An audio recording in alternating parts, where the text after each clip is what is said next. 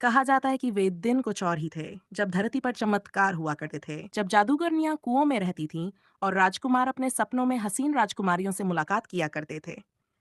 आज की कहानी भी कुछ ऐसी ही है। एक राजा और रानी थे। उनके घर एक राजकुमार का जन्म हुआ। इतना सुंदर कि जैसे प्रकाश की मूर्ति हो, जैसे चांद की छुअन से बना हो। समय बीता और राजकुमार जवान हुआ। वह केवल सुंदर ही नहीं था, बल्कि उसकी आंखों में गहरा सुकून और शांति झलकती थी। राजा और रानी ने कहा, बेटा, अब तुम्हें विवाह कर लेना चाहिए ताकि यह सुख हमारे वंश में आगे भी बना रहे। राजकुमार ने कई राजकुमारियों को देखा, हर एक दूसरी से अधिक सुंदर, परंतु उसे किसी में भी रुचि नहीं थी। उसने कहा, मैं विवाह नहीं करना चाहता। राजा दुखी हुआ। बहुत समझाया, बहुत विनती की, पर सब व्यर्थ। जब राजकुमार न माना, तो राजा क्रोधित हो गया और आदेश दिया कि उसे महल के एक पुराने कक्ष में कैद कर दिया जाए। उस कक्ष के पास ही एक गहरा कुआं था, जिसमें एक चुड़ैल रहती थी। आधी रात को, जब सब सो रहे थे, वह कुएं से बाहर आई। उसने कक्ष की दरार से एक रोशनी देखी। आश्चर्य हुआ कि ये कैसा प्रकाश है। झांक कर देखा तो राजकुमार नजर आया। चुड़ैल चकित हो गई और बोली, अरे, कितना सुंदर राजकुमार है। फिर वह उड़ती हुई दुनिया की सैर को निकल पड़ी। रास्ते में उसकी मुलाकात एक जादूगर से हुई। उसने कहा, हमारे राज्य की राजकुमारी सबसे सुंदर है। चुड़ैल बोली, और हमारे राज्य का राजकुमार सबसे सुंदर है। दोनों में वाद विवाद बढ़ गया। आखिर निश्चय हुआ कि दोनों को सुलाकर एक जगह रखा जाए, ताकि देखा जा सके कौन अधिक सुंदर है। जादूगर अपनी राजकुमारी को लाया और उसे सुलाकर राजकुमार के पास रख दिया। दोनों बहस करने लगे। राजकुमार सुंदर है। नहीं, राजकुमारी सुंदर है। झगड़ा बढ़ता गया। चुड़ैल ने कहा, ठहरो, हम सबसे बड़े जादूगर को बुलाते हैं, वही निर्णय करेगा। तभी जमीन फटी और जादूगरों का मुखिया बाहर आया। उसने कहा, देखते हैं कि दोनों का दिल क्या कहता है। फिर वे तीनों मक्खी बनकर राजकुमार के कान के पास उड़ने लगे। राजकुमार जागा और राजकुमारी को देखा। पहले तो उसे लगा सपना है। आंखें मल लीं, पर नहीं, यह सच था।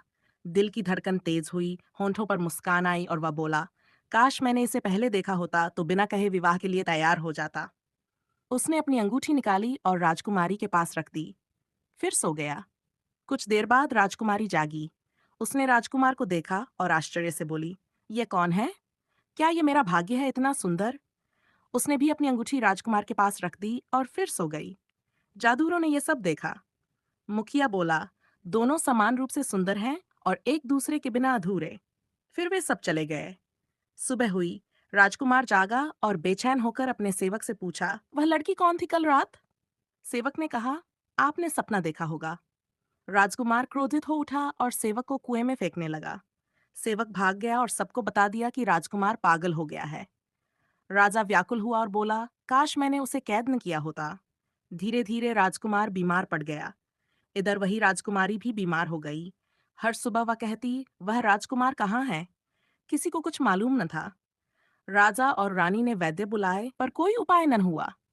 एक दिन एक सिपाही, जो पुरानी दासी का बेटा था, बोला, मैं पूरी दुनिया का भ्रमण करूंगा, पर इलाज लाकर ही रहूंगा। राजा ने अनुमति दी। वह 76 देशों में गया, पर कुछ न मिला। आखिर 77वें देश में पता चला कि वहां का राजकुमार भी बीमार है और सपनों की राजकुमारी को याद करता है। सिपाही सब समझ गया। वह महल पहुंचा और कहा, मैं इलाज जानता हूँ। राजा ने अनुमति दी। सिपाही ने सबको बाहर किया और राजकुमार से कहा, वही सपनों की राजकुमारी तुम्हारा प्यार है। राजकुमार की आंखों में चमक आ गई। वह स्वस्थ होने लगा। राजा और रानी खुशी से रो पड़े। फिर सिपाही बोला, अब समय है राजकुमारी को बचाने का। राजकुमार तुरंत बोला, क्या वह भी मुझे चाहती है? तो फिर देर किस बात की? दोनों यात्रा पर निकले। कई दिन रात चलकर राजकुमारी के महल पहुंचे। वहां शोक छाया हुआ था। राजकुमारी जीवन की अंतिम सांसें ले रही थी। सिपाही ने कहा, इलाज आ गया है, पर मुझे अकेले उससे मिलना होगा।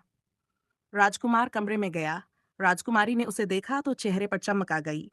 बोली, तुम आ गए। मैंने सपने में तुम्हें बुलाया था और तुम सचमुच आ गए। राजकुमार पास गया और उसी पल राजकुमारी की बीमारी मिट गई। यूं दोनों का प्रेम चमत्कार बन गया। दोनों राज्य खुशी से एक हो गए। विवाह हुआ, ऐसा मानो स्वर्ग धरती पर उतर आया हो। महल जगमगाने लगे, गलियां सज गई, लोग उल्लास में नाचने लगे।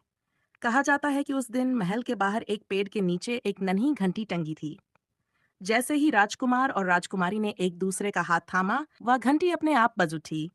और लोग कहते हैं कि वह घंटी आज भी कभी-कभी बजती है, मगर केवल उनके लिए जो सच्चे सपने देखते हैं।